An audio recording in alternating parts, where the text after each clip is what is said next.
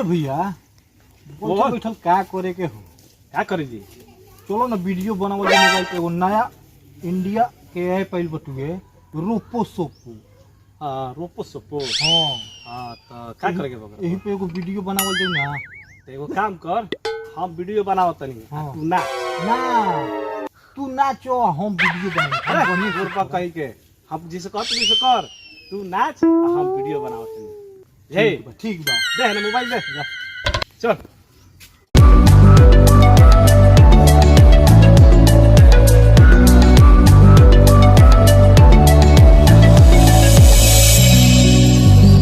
ए बाबुआ का चिल्लात रहो क्या के चिल्ला तो अरे सुनता था रे अरे वीडियो बनावत तनी जा अरे जो कही जो हमार हालत खराब बट हन के वीडियो बनावता था रे तो क्या करी जा जल्दी आवत था रे अरे ढकलुआ ना देखत तो रे नेहरू का चिल्लात रहो अरे तबियत नो खराब बहुत बड़े वीडियो बनाओ नेहरू का अभी हम वीडियो पागल लइके हो सरकार वीडियो बनावत रही जा तू लागल पीछे में चिल्लाए देख जरे हवा कार में ए ससुर वीडियो बनावता हालत खराब का भइल बा हो ए ससुर हालत खराब भइल बा मूर्ति हैं भैया हो का बोले लागत तो बुखार लग गेल बा बे हो अरे जल्दी ओ ससुर यार चल चल चल चल उठा उठा उठा उठा उठा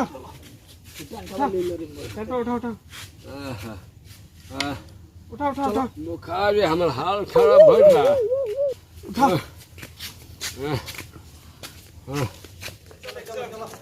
चल चल चल भैया लेके चल भैया डॉक्टर साहब के अच्छा हाँ ठीक बा तो एक काम करी वाला एगो दू खराक जोन दिलवाने वाला आई एम ढूकी सर जल्दी ले चल हमारा के तो आने की इंग्लिश बोल बना डॉक्टर साहब से परमिशन लिए परमिशन ले आ सब जा आओ आओ आओ आओ। देखी ना हमारे बाबू के का हो गई का हो गयो देखी ना चमक में लग रहन हाथ पे बैठाओ बैठाओ ए जे बैठै नु अच्छा बैठो बाबू हे जा बाबूजी बैठा बैठा इधर है तो धरो इधर टाइट रहो आगे बढ़ जा साहब जी देखी का भइल बा बुखार आ गया डॉक्टर साहब अच्छा और हाँ पूरा पूरा हाँ देखी ना रो रे के लागत और कांप पे हेते तो मूल लागत और कभी कभी हिप तो बड़ा कभी कभी हाफत और खूब बुखार भी बा हां खास तो बड़ा खूब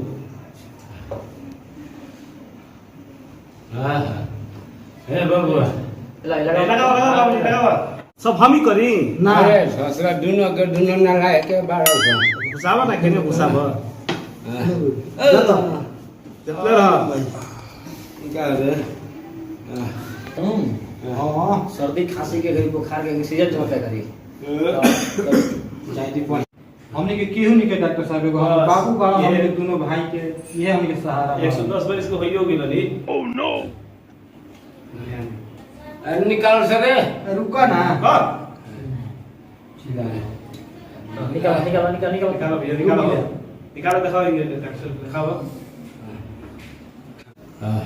बुखार तो बा हो 102 डिग्री का कहते हैं डॉक्टर साहब 102 डिग्री तो बुखार बा बुआ डॉक्टर साहब 102 डिग्री हाँ 102 डिग्री बा डॉक्टर साहब देखिए हम बाबूजी को कसम ठीक कर हाय बाबा देखिए हे बाबा अब ना भाई अरे ठीक है हम दवाई लेके तनी ठीक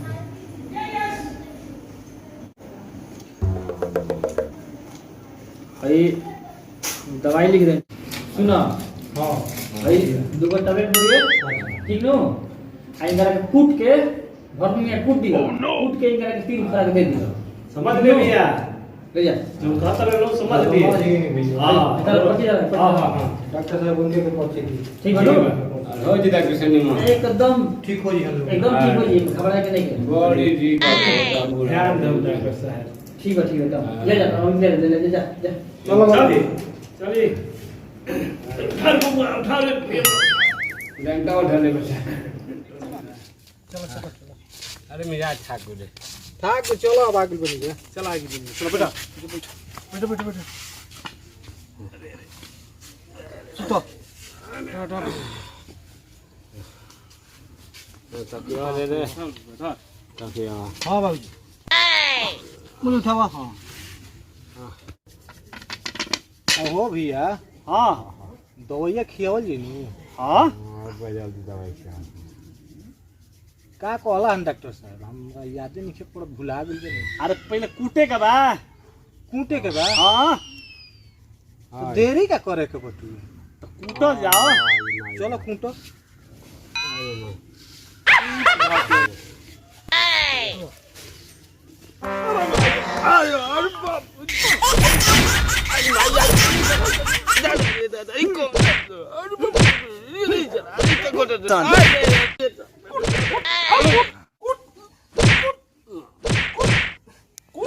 रुका रे मर्द, तनी हिलतो नहीं खान भैया। अरे अरे मर्द हिलतो डोलतो नहीं खान।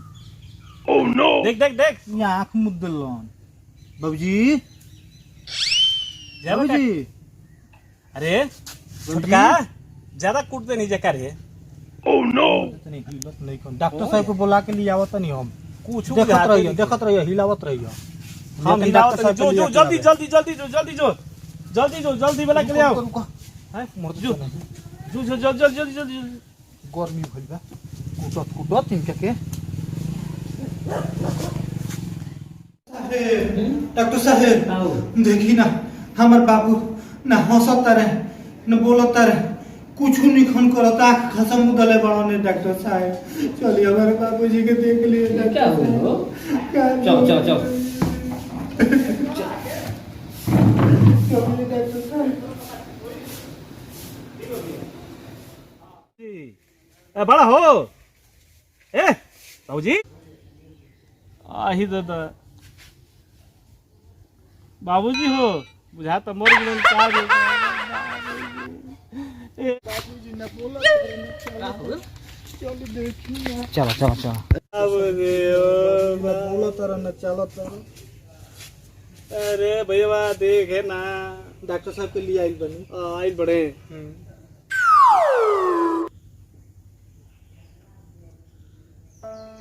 का भइल डॉक्टर साहब? खत्म बड़ा नहीं।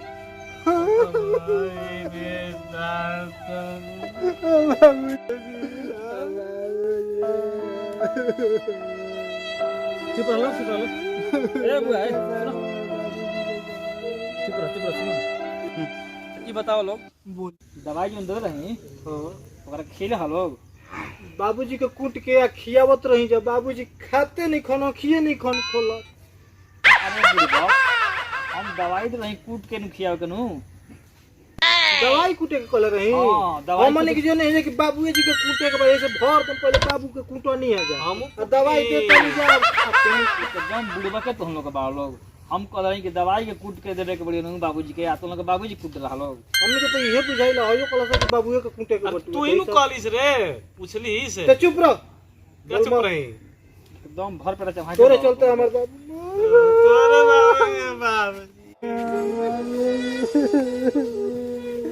बाबूजी बाबूजी। नमस्कार भैया, एसपी एंटरटेनमेंट के परिवार के तरफ से। देखिए हमनी के वीडियो बनावे के मकसद ये बड़ी है कि शिक्षा बहुत जरूरी बा और शिक्षा ही धन बा। 2 रोटी वो सब कम खाई जा, लेकिन अपन बाल बच्चा के पढ़ाई जा। भाई बात सही बा। 2 रोटी कम खाई लेकिन लइकन के पढ़ाई। हमारा पियकर रह जाई, राउर लइका ना लायक रह जाई, विधायक कबो ना बनी, कोनो लायक ना रही। देखिए हमार करीम बेटा का कह। पहले बात के ध्यान से सुन लेवे के चाही। अब देखबे कहीं कि कैसे डॉक्टर दवाई देला। हम डॉक्टर कहला कि दवाई के कूट के देवे के बा, लेकिन ये आज पढ़ल लिखल रहता लोग नु तो अपना बाबू के ना कूटता लोग कि अपना बाबू के कूट के तब एक के दवाई खियाओ तो लोग। तो कहाँ से सूट करी? क्या करिए भैया, हमने कंफ्यूज हो गए जैसे कि हमने के पढ़ल तो लिखल रही जाना कि हमने के कुछ बुझाई। हमने के जनी जा कि डॉक्टर साहब कहते नहीं कि बाबुए के कूटे के, तो हमने के कूट देने जा। हमने के ई ना बुझाइला कि दवाई के कूटे के बा, उहे हमने के समझ में ना आइला। ऐसे कि रउआ सब के अपन लइकन के पढ़ावे के बा, समझावे के बा, एक एक बात के ऐसे काम करे के चाही। ना तो हमनिए लेखा हाल होई। ना समझी में तनिका के कूट के तो स्वाहा कर ही देनी जा। बस यही उद्देश्य बा कि शिक्षा बहुत जरूरी बड़ी है। बहुत बाकी और सब हमनी के आशीर्वाद बनैले रही। धन्यवाद। आ तनी सब्सक्राइब करिए, बेल आइकन कहीं दबा दीजिए, कबाड़ के हिल जाओ जिलोगे अब की बार। तनी लाइक दबाई जा एकदम। शेयर करी जा।